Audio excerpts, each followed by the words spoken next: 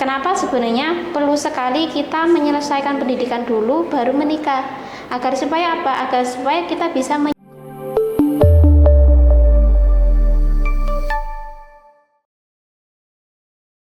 Assalamualaikum warahmatullahi wabarakatuh. Hai Sobat The Studio, kembali lagi di podcast Dawatuna, tempat ngobrol santai tapi penuh makna. Hari ini bersama dengan saya Rizky Nuri Amalia. Setelah melewati perkuliahan pada semester 5 kalau saya, tapi kalau untuk mahasiswa baru katanya sih peregangan setelah UAS gitu, lagi berat-beratnya. Nggak tahu sih beratnya di bagian mana ya. Apakah berat membuka AI-nya? Apakah berat mau ngerangkum sampai mana? Nah, kita nggak tahu. Nah, hari ini, di kesempatan kali ini kita kedatangan tamu. Tamunya sih pastinya nggak usah jauh-jauh ya dari dosen kita sendiri, karena dosen Unisha tuh udah hebat-hebat semua dan sudah diakui. Jadi sebelum kita mencari narasumber kesana kesini, ya kita babat habis dulu nih yang ada di Unisha ini, yang sudah top semua. Tepuk tangan. Penontonnya kurang heboh di sini. Jadi langsung saja kita kenalan dengan beliau, dengan Ibu Anikmatul Khairul SPD MA. Dia beliau. Selamat pagi. Selamat pagi. Ini jam 10. Kan harus terasa pagi biar Oh semangat iya. terus. Biar semangatnya pagi ya Bu ya. Semangat pagi. Oke. Jadi saya panggilnya Bu Ani nggih. Iya. Nggih. Bu Ani ini adalah dosen di salah satu prodi yang ada di Fakultas Dakwah, tepatnya Bimbingan Konseling dan Islam. Kalau untuk aku kan di KPI, jadi belum pernah sih diajar sama beliau. Jadi ini adalah kesempatan kita nih untuk mendapatkan dan menyaring ilmu dari beliau ini. Nah, Bu, kalau boleh tahu masuk ke Unisha ini pada tahun berapa? Saya awalnya masuk di Unisha itu tahun 2019. Oh, dari saya pikir Iya. 1999. Fresh graduate. Graduate-nya tapi S2. Oh, S2 Iya. nggih. Soalnya kan apa ya? Kita itu tuntutannya untuk menjadi seorang dosen itu paling tidak kan S2. Nggih. Nah, kenapa harus S2? Karena S1 itu tidak cukup. Berarti untuk menjadi atau memiliki jabatan atau untuk menjadi dosen atau untuk memiliki pekerjaan yang sudah mapan itu diperlukan ijazah. Nggih. Ijazah entah itu S1, S2. Kenapa sih kita perlu ijazah? Kenapa sih kok nggak cukup SMA aja langsung ngajar kayak Kenapa gitu sih ya? harus kuliah? Kenapa sih kok harus kuliah kayak gitu kan? Karena dengan kuliah itu kita memiliki kedewasaan berpikir, kematangan berpikir kayak gitu. Kenapa sih kamu kok jadi konselor? Kenapa kok ngambil BK? Tuntutannya menjadi seorang konselor itu apa? Dia harus punya ijazah bimbingan dan konseling. Berarti untuk melakukan sesuatu kita harus memiliki kemampuan di bidang tersebut kayak gitu. Itu. Terus kemudian awal mula saya mengajar di fakultas ini di Syarifuddin itu ya saya mungkin ini ya berbeda ya dengan dunia luar. Dengan saya menjadi mahasiswa kemudian saya menjadi dosen itu berbeda ya. Ketika jadi mahasiswa saya dulu mungkin malas mau ngerjakan tugas gitu. Tapi ketika saya menjadi dosen itu menjadi sebuah tantangan bagi saya. Oh ternyata kalau saya malas jadi dosen jadi mahasiswa, dosennya kayak gini ya gitu. Bukan berarti dosen itu dia selalu menekan mahasiswa untuk mengerjakan tugas. Ternyata itu benar-benar berpengaruh pada diri saya ketika saya menjadi seorang dosen. Dengan membaca lebih banyak, dengan melakukan literasi, entah itu membaca jurnal, membaca buku dan sebagainya, itu lebih banyak. Itu memberikan pengetahuan kepada saya, memberikan kedewasaan berpikir kepada saya ketika saya mau menjelaskan kepada mahasiswa terkait tema-tema tertentu. Maka kemudian sangat perlu sekali sebagai seorang mahasiswa itu untuk melakukan literasi. Kalau sekarang buka AI aja gitu ya. AI pinter gitu. AI aja. Iya, AI aja kayak gitu. Itu sebenarnya tidak mendewasakan cara berpikir kita. Kayak gitu. Tapi kalau awal masuk Unisha itu langsung ngajar di prodi BKI memang Bu? Ya, karena ijazah saya kan BKI. Nggih.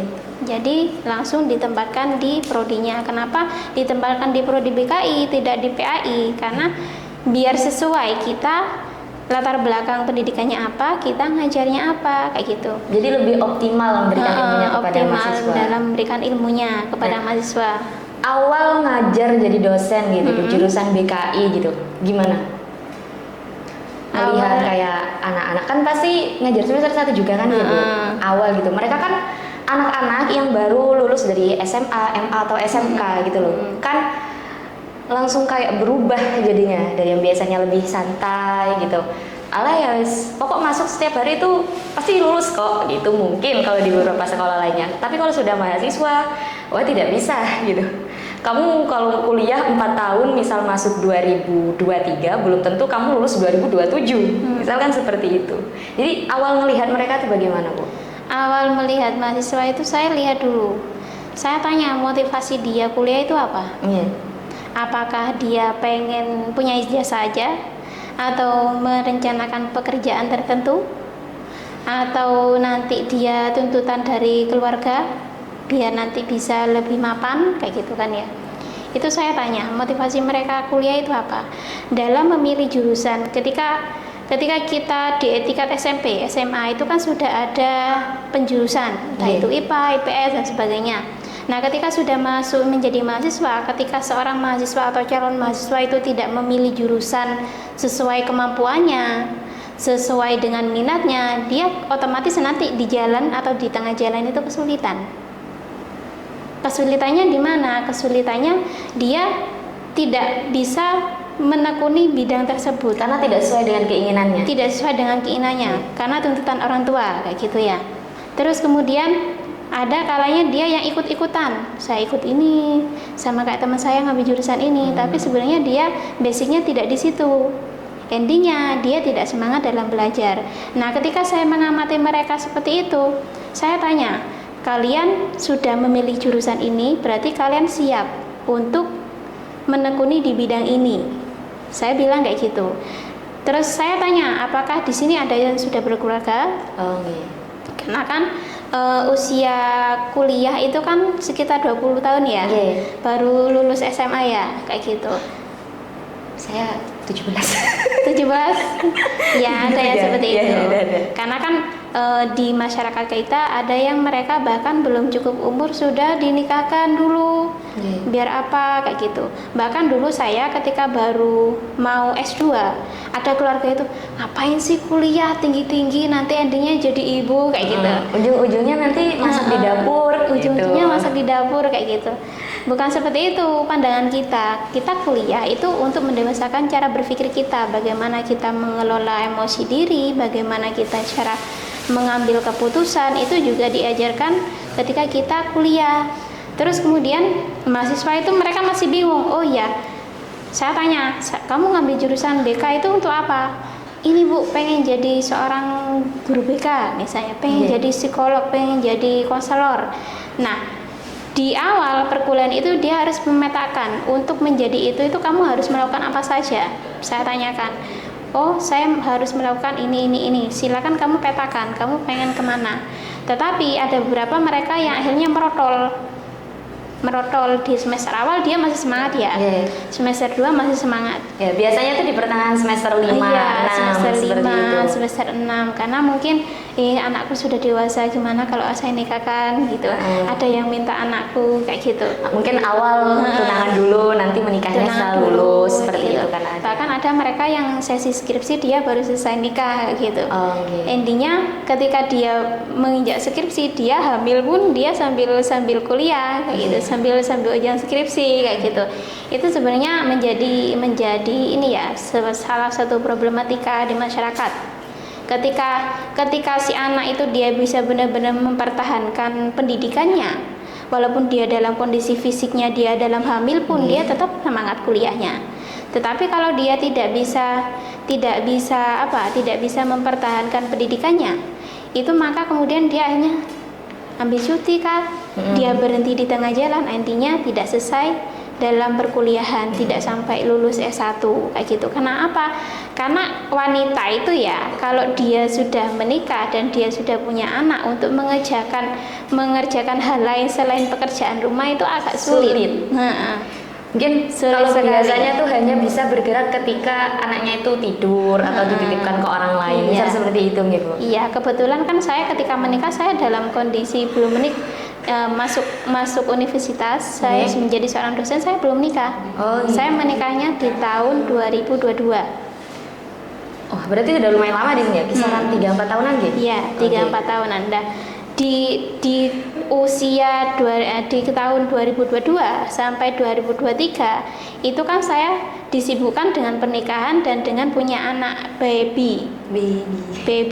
Di situ menjadi salah satu faktor di mana saya menjadi kurang produktif dalam Mengajar. kampus, dalam mengajar pun, karena kan sebagai seorang dosen kan kita punya kewajiban tridharma, melakukan pengajaran, melakukan penelitian, melakukan pengabdian masyarakat. Nah, itu sempat membuat saya stres, shock banget. Kenapa saya selama 2022 sampai 2023 itu tidak menghasilkan karya satupun? Saya cuma melakukan pengajaran, saya tidak bisa melakukan penelitian, saya tidak bisa melakukan pengabdian masyarakat. Melakukan pun itu terbatas. Harusnya bisa menghasilkan beberapa karya itu menjadi menurun. Itu benar-benar stres sekali. Padahal itu saya kalau dibaca secara finansial sudah oke ya. Tapi dibaca lagi dalam sisi psikologisnya, kesiapan kita untuk memiliki anak, kesiapan kita untuk melakukan parenting sambil menjadi seorang ibu rumah tangga sebagai orang wanita karir, itu menjadi sebuah problematika. Jadi nggak gampang sekali ya kita nikah, terus kita punya anak, terus anaknya tiba-tiba besar kayak gitu. Jadi memang kadang walaupun kita tuh berusaha untuk menyelaraskan dua hal, itu pasti akan ada yang jomplang satu kan. Iya. Nah, itu biasanya kan sering terjadi nih. Misal kayak saya yang udah semester 5, ya seperti yang sebelumnya kita bahas itulah. Iya. Bagaimana caranya itu untuk mencegah dan mengurangi hal-hal seperti itu? Padahal di semester 1 kita tuh udah menyemangati mereka gitu, kayak apa motivasi kalian, apa tujuan kalian kuliah, apa yang kalian inginkan, misal seperti itu. Biasanya tuh udah meretel Bu kalau udah di semester 5, kayak aduh udahlah gitu. Kadang tugas pun kita tuh hanya pokok mengerjakan, pokok mengumpulkan. Nah, seperti gitu. Kebetulan di semester 5 kemarin itu saya ada mahasiswa saya yang dia baru selesai nikah terus punya anak, hamil. Sudah melahirkan. Dan endingnya dia sering gak masuk. Karena apa? Karena mungkin disibukkan dengan babynya dan dengan suaminya ya. Itu menjadi kenapa sebenarnya perlu sekali kita menyelesaikan pendidikan dulu baru menikah, agar supaya apa? Agar supaya kita bisa menyeimbangkan bagaimana, di mana peran kita sebagai seorang orang tua, bagaimana peran kita sebagai seorang peserta didik. Saya menekankan pada mahasiswa saya, oke kamu sekarang bertunangan, kalau bisa ditunda dulu menikahnya, atau ditunda dulu punya anaknya, kayak gitu. Sempat kemarin bimbingan skripsi saya tuh tanya, Bu, lebih enak mana ya Bu, kita setelah nikah itu punya anak dulu atau kita selesaikan skripsi dulu? Selesaikan skripsimu dulu sebelum kamu nanti punya anak. Karena apa? Ketika kita sudah dilibutkan dengan hal lain, dengan keluarga, itu endingnya dia tidak bisa fokus untuk belajar kayak gitu. Makanya benar-benar saya harapkan mahasiswa di sini itu kalau bisa jangan nikah dulu sebelum dia lulus. Ya, walaupun tidak menutup kemungkinan ya bagi Iya. mereka yang sudah berkeluarga atau sudah mempunyai anak, bisa tetap menjadi lulusan terbaik atau Bisa. bagaimana halnya, tapi kan kita mengambil resiko yang paling sedikit saja begitu. Iya. Lebih baik ya kita selesaikan dulu perkuliahannya, baru nanti sudah cukup secara siap finansial dan mental, baru kita bisa menikah dan punya bibi. Nah, Karena ngasuh anak itu susah ya, agak semudah itu. nggak semudah mengasuh Nggak kucing. Nah, sekarang kan lagi kayak viral isu-isu terbaru nih Bu belakangan ini. Bagaimana kayak ada salah satu konten kreator membranding dirinya gitu, bahwa pilihannya dia yang nikah dini atau nikah muda itu adalah langkah besar yang dia ambil, dan ayo ini adalah fitrahnya perempuan gitu. Sehingga itu menuai beberapa komentar dari beberapa orang yang menanggapi kayak ya silakan kalau kamu mau nikah muda, tapi tidak perlu menjudge bagi mereka yang mau nikah di akhir karirnya mereka gitu, yang sudah selesai, sudah mapan begitu.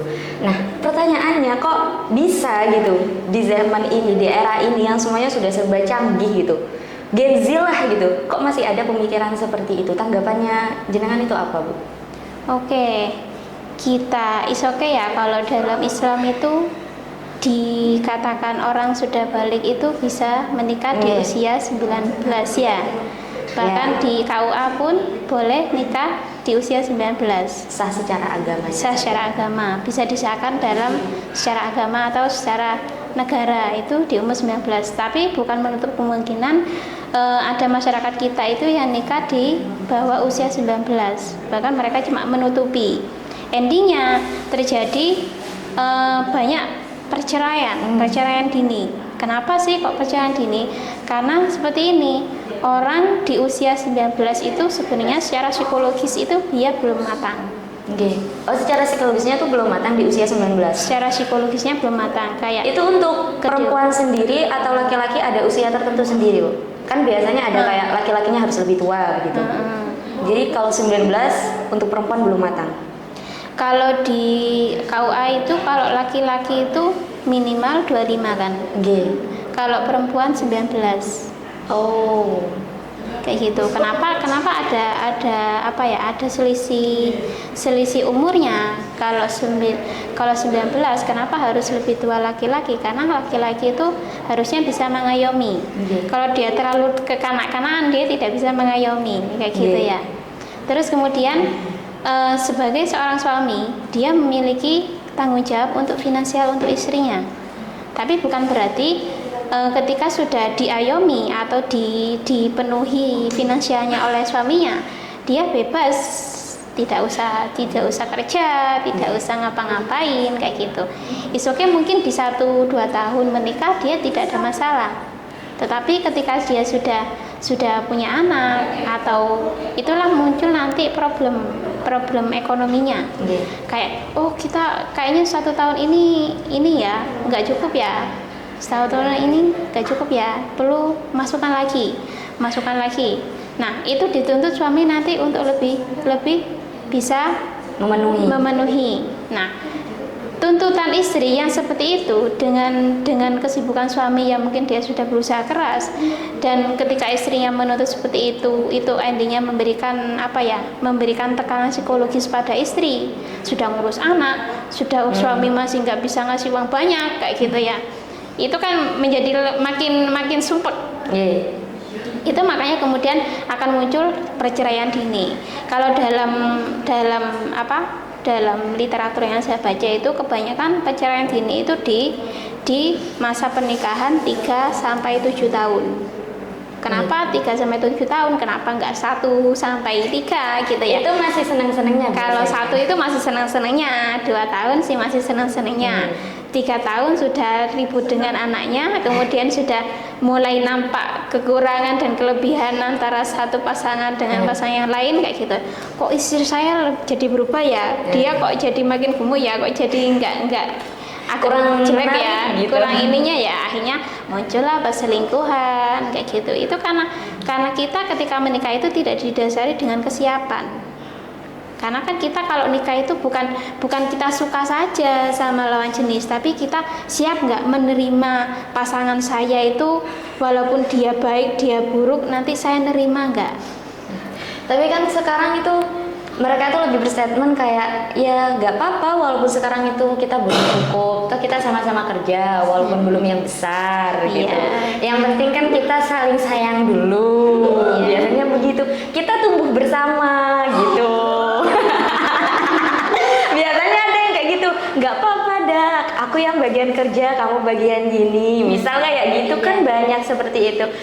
Tapi ya begitu, seperti yang jenengan bilang barusan, hanya enak di 1-3 tahun pertama kalau mereka tidak siap secara mental dan finansial gitu. Finansial, psikologis kan juga mempengaruhi bagaimana dia nanti akhirnya mengambil keputusan, bagaimana dia menyelesaikan sebuah permasalahan, itu kan berkaitan dengan kesiapan mentalnya, kedewasaan berpikirnya. Kalau anak yang dia belum dewasa cara berpikirnya itu ketika ada masalah wis langsung ambil jalan pintas kayak gitu. Tapi ketika seorang yang sudah dewasa cara berpikirnya, dia akan menimbang, oh ini baik, ini buruk, ini nanti kalau saya melakukan ini kira-kira berapa persen resikonya, berapa persen keuntungannya. Bisa jadi kita berpikir seperti itu. Dari mana kita memiliki kedewasaan berpikir? Dari belajar, dari berinteraksi dengan orang lain. Di mana? Di dunia pendidikan. Salah satunya yaitu di universitas atau di lingkungan perkuliahan kayak gitu. Karena kan pasti banyak kayak relasi-relasi dari beberapa orang, dari beberapa lembaga. Lah di situ kan kita pasti belajar. Jadi kayak apa-apa yang kita lakukan sekarang, lingkungan kita sekarang itu pasti akan berdampak ketika nanti kita berkeluarga atau bermasyarakat gitu ya. Nah, kebanyakan dari mereka itu ada yang kayak mengambil jalan nikah muda atau nikah dini itu dikarenakan menghindari zina gitu, daripada pacaran lama-lama gitu. Kalau ketemunya udah dari SMA, masih nunggu kuliah S1 4 tahun. 4 tahun. Kelamaan ya nanti. Kelamaan, masih nunggu mapan kerja 2 tahun. Wah, dan biaya pernikahan terkadang itu nggak cukup sekedar sah, tapi harus dengan pesta dan segala macamnya. Wah, itu terlalu lama, nanti takut bosan, nanti takut seperti ini. Jadi pernikahan itu kayak jadi makin zina lama-lama lah. Jadinya seperti itu mereka mengambil keputusan untuk menikah muda untuk beberapa kalangan. Biasanya ada yang seperti itu. Ada yang seperti itu banyak padanya. Untuk menahannya sendiri bagaimana gitu? Apakah ada cara sendiri gitu supaya tidak jangan dulu gitu. Seperti Jangan dulu. Kita kasihkan pemahaman kepada anak remaja bahwasanya menikah itu tidak sesimpel itu. Bukan hanya sekedar menghindari zina. Bukan hanya sekedar menghindari zina. Caranya kita menghindari zina ya bisa dengan berpuasa. Kan bahkan dalam hadis Rasulullah itu, menikahlah kalau kamu siap. Siap apa dulu? Kalau siap nikah, siap punya istri, tapi dia tidak siap secara finansial, tidak siap secara psikologis, itu menjadi masalah ke belakangnya, kayak gitu. Maka kalau dia tidak siap, dia anjurkan untuk berpuasa, itu oleh Rasulullah. Jadi kalau anak sekarang, kalau dia memang tidak siap untuk menikah, kalau cuma modal cinta ya, nanti endingnya dia punya anak yang ngasuh pun orang tuanya, biasanya neneknya. Iya, gitu. Neneknya. Kemudian nanti punya anak pun nanti dia masih bergantung biayanya sama orang tua yang mencukupi semuanya masih orang tua. Karena masih kan kadang istri, ke rumah suami, ke rumah suami, terus kemudian dia belum memiliki kematangan secara finansialnya, seperti itu endingnya. Dia memberikan beban tambahan kepada orang tuanya. Bukan malah dia menjadi semakin bahagia. Isoknya bahagia bagi dirinya sendiri ya, tapi memberikan ketidaknyamanan kepada orang lain, kayak gitu. Terus lagi endingnya nanti cara dia parentingnya, bagaimana dia mendidik anaknya, bagaimana kesiapan dia nanti mempersiapkan masa depan anaknya, itu belum, karena dia masih belum siap. Kenapa seperti itu? Karena kita lihat dalam aspek psikologi sudah saya jelaskan tadi, kesiapan mental seseorang atau kesiapan cara berpikir seorang itu minimal itu umur 25 sampai 30. Itu pun ada yang dia benar-benar siap atau dia belum benar-benar siap. Itu patokannya bisa jadi lebih dari 30 atau bisa jadi 25 sampai 30 itu sudah dianggap dewasa, kayak gitu. Nah, makanya kemudian perlu sekali kita itu janganlah nikah muda. Menanggapi isu-isu yang sekarang terjadi itu, untuk konten kreatornya itu kan masih usia belasan lah, 19 tahun lah. Sedangkan dia itu juga memiliki satu komunitas dan juga turut mengajak beberapa orang. Jadi efeknya tuh jadi kurang bagus untuk yang lainnya gitu. Ya benar, tidak salah kalau mau menikah muda dengan alasan dan tujuan yang baik dan dia sudah siap. Tapi bagaimana dengan orang-orang yang kita ajak tersebut? Kan kita tidak mungkin bertanggung jawab untuk segala mental dan finansial mereka kan Iya. Bu. Jadi kayak pentingnya menggunakan sosial media yang baik. Nah, kalau untuk perkembangan otaknya sendirilah pada usia 19 tahun itu loh Bu. Perkembangan otaknya Dari kayak usia-usia masih kayak kita ini loh, pada usia 19 tahun kan masih belum bisa dikatakan untuk matang seperti itu. Kalau untuk peran orang tuanya bagaimana seperti itu? Kan pasti harusnya masih terlibat kalau orang tua seperti itu. Sebagai orang tua harusnya kita tuh bagaimana? misalnya ya, kita sebagai orang tua terus punya anak kita dia pengen nikah di usia 19. Nih. Kalau saya jangan dulu. Anakku pengen nikah, jangan dulu. Kayak gitu. Sudah diwanti dari sekarang ini. Jangan dulu kayak gitu. Walaupun anak saya cowok ya, dia bukan cewek, tapi jangan dulu. Usia berapa sekarang kalau boleh tahu? Baru usia 2 tahun. Masih setengah. baby. Masih baby. Masih sibuk-sibuknya. Jadi jangan dulu, karena walaupun jangankan anak saya, itu saudara saya, keponakan dari suami itu dia sudah pacaran. Nih. Pacaran ketika di SMA, tapi ketika mau nikah, saya nikah ya om, jangan dulu. Nih. Walaupun kita sebagai orang tua melihat dia suka ya, tapi jangan dulu, kamu harus matang secara finansial dulu. Kenapa seperti itu? Bukan kita terlalu jahat sama anak ya, bukan saya terlalu jahat sama keluarga ya, tapi ketika saya sudah merasakan, ketika saya matang secara finansial, itu ada efeknya. Efeknya apa? Ketika saya matang secara finansial, kemudian saya menikah, saya punya anak, pikiran saya dalam mengasuh anak itu tidak diruweti dengan pekerjaan, butuh pengeluarannya banyak, butuh ini. Tidak seperti itu. Jadi saya bisa lebih fokus dalam mengasuh anak. Nah, kondisi psikologis orang tua dalam mengasuh anak itu memberikan dampak juga kepada anaknya. Ketika orang tua itu kondisi psikologisnya itu tidak baik-baik saja, otomatis dia lebih memberikan perlakuan yang negatif kepada anak. Anak mau gini nggak boleh, anak mau itu nggak boleh, jangan. Baby blues. Jangan kayak gitu. Dia menjadi stres dengan mendidik anaknya. Sudah ditambah stres dengan finansialnya, ditambah stres mendidik anaknya. Jangan seperti itu. Nah, itu otomatis akan mendidik anak yang salah. Makanya terkadang ada kasus kekerasan orang tua kepada anak. Kasus kekerasan kepada anak itu endingnya karena dia tidak siap untuk mendidik anaknya.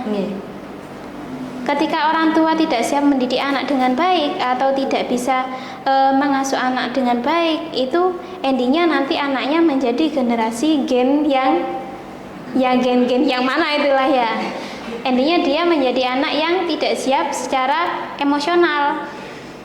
Nah, kalau misal narasi tentang pernikahan dini atau pernikahan muda ini masih terus berlanjut gitu di era 2026 ini, apa dampak jangka panjangnya pada struktur sosial? Ya, struktur sosialnya nanti dampak jangka panjangnya ya makin banyak orang yang menciptakan anak-anak yang jadi angka pernikahan dini akan semakin bertambah. Ketika pernikahan dini itu bertambah, itu juga memberikan angka perceraian yang makin tinggi, akan memberikan kondisi ekonomi masyarakat itu menjadi lebih menurun. Karena apa?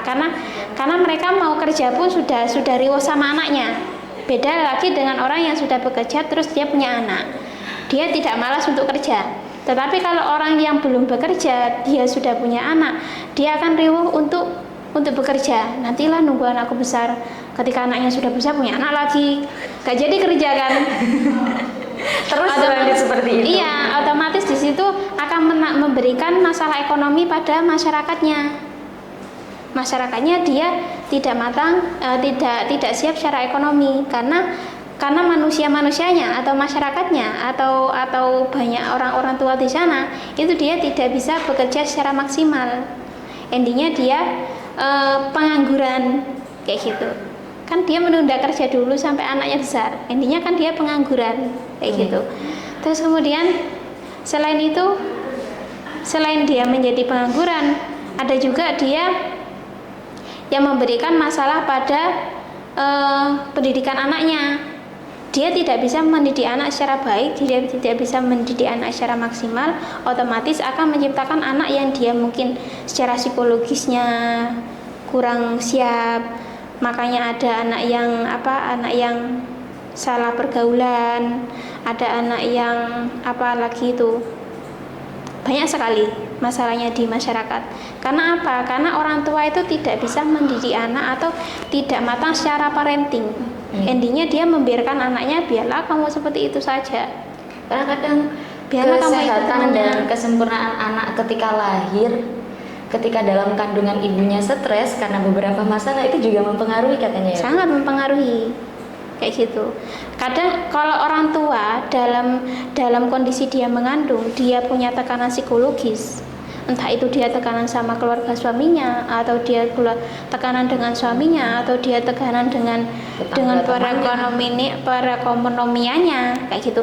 Itu memberikan dampak pada anaknya. Bisa jadi anaknya nanti ketika dia lahir dia tidak percaya diri, dia menjadi lebih malu, dia menjadi penakut kayak gitu. Bahkan ada yang menjadi tidak normal. Karena apa?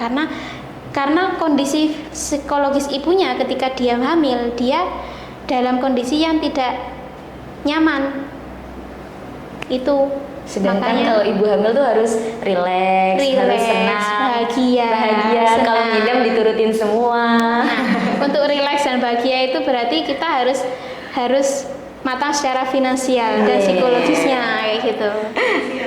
Nah, terakhir nih Bu, pesan untuk para mahasiswa, entah itu semester 1, entah semester akhir atau pertengahan saya, atau mungkin mereka yang di luar sana yang nggak kuliah lah, yang masih sibuk bekerja, pesan terakhir lah untuk membahas atau menanggapi pernikahan dini ini. Mungkin oke lah, yang kalian lihat di media sosial itu dia sudah matang secara finansial. Tapi bukan berarti Anda dan keluarga yang lain itu matang secara finansial. Oke, mungkin dia punya pasokan perekonomian dari orang tua.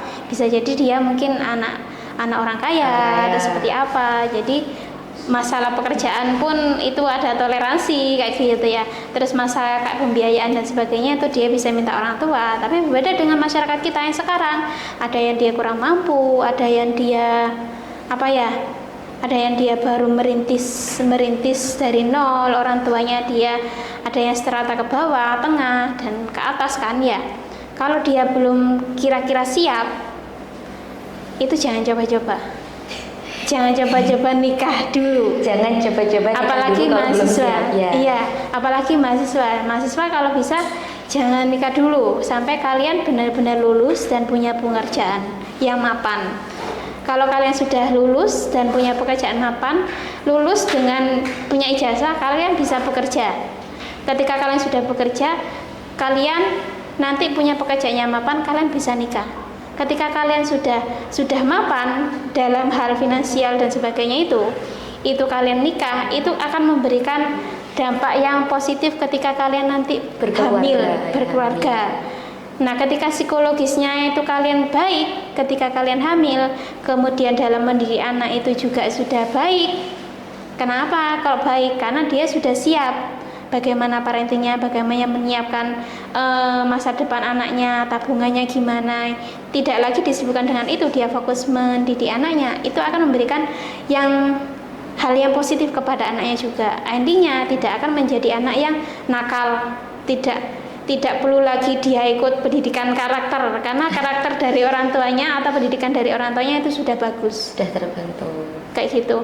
Memang itu juga menyusahkan pada lingkungan pendidikan SD SMP itu kan, kalau dia secara karakteristik atau karakternya itu tidak dibentuk secara dini, itu akan memberikan dampak ketika dia sudah sekolah kayak gitu. Kenapa sih kok BK di perguruan tinggi itu tidak ada, karena perguruan tinggi itu dianggap sudah mulai matang secara cara berpikirnya. Kenapa sih kok BK itu diberikan kepada anak SMP dan SMA? Karena dia yang rentan mendapatkan masalah. Kenapa? Karena dia belum siap atau cara mengelola emosinya belum bisa, kemudian pemahaman dirinya belum bisa, siapa saya, harusnya saya seperti apa, bagaimana rencana kehidupan saya, bagaimana rencana ke depan saya, itu masih belum bisa. Itu pun ketika dia SMA. Bahkan mahasiswa pun ketika saya tanya, kamu tujuannya kuliah apa? Dia masih bingung. Otomatis di usia mahasiswa pun dia masih belum siap. Makanya jangan nikah dulu kalau dia belum memiliki rencana kehidupannya atau future-nya, rencana kedepannya dia itu belum tertata. Jangan nikah dulu lah. Jangan nikah dulu ya. Jadi teman-teman Dakwatuna Studio, pembahasan kali ini tidak menyudutkan beberapa pihak, tidak menyudutkan kalau nikah dini atau nikah muda itu salah. Kalau semisal sudah siap secara finansial dan mental, silakan. Tapi kan kita di sini tuh ya ambil yang paling aman lah begitu ya. Kita itu apalagi perempuan yang sudah diangkat derajatnya sama Rasulullah supaya kita bisa mencapai pendidikan, bagaimana pahlawan dulu supaya kita bisa setara, bukan setara pas kita melangkahi laki-laki, enggak, tapi kita itu juga bisa berkarya, kita juga bisa mendidik, ya kayak gitu. Jadi nanti ketika kita punya anak, punya baby, katanya Bu Ani karakternya tuh supaya jadi lebih baik dan sudah terbentuk dari kita jadi orang tua bisa punya parenting yang baik juga. Jadi buat teman-teman yang masih semester awal harus semangat kuliah, yang semester 5 ya semangat juga. Semangatnya kayak gitu. Sama apalagi yang semester 7 ya Bu ya. Oke. Terima kasih ya Bu ya sudah mau hadir di podcast kami, memberikan cahaya kecerahan supaya kita tidak nikah lebih dulu kalau belum siap secara mental dan Apalagi finansial. untuk mahasiswa di sini ya, saya harapkan jangan nikah dulu sebelum lulus. Ditekankan sekali nih, terutama untuk mahasiswa Unisya ini harus ditonton, apalagi yang anak BKI ini. Sudah sangat jelas. Jadi teman-teman yang sudah nonton, terima kasih ya. Jangan lupa untuk nonton video-video kita selanjutnya ataupun yang belum kalian tonton sebelumnya. Jangan lupa like, comment, and subscribe. Assalamualaikum warahmatullahi wabarakatuh.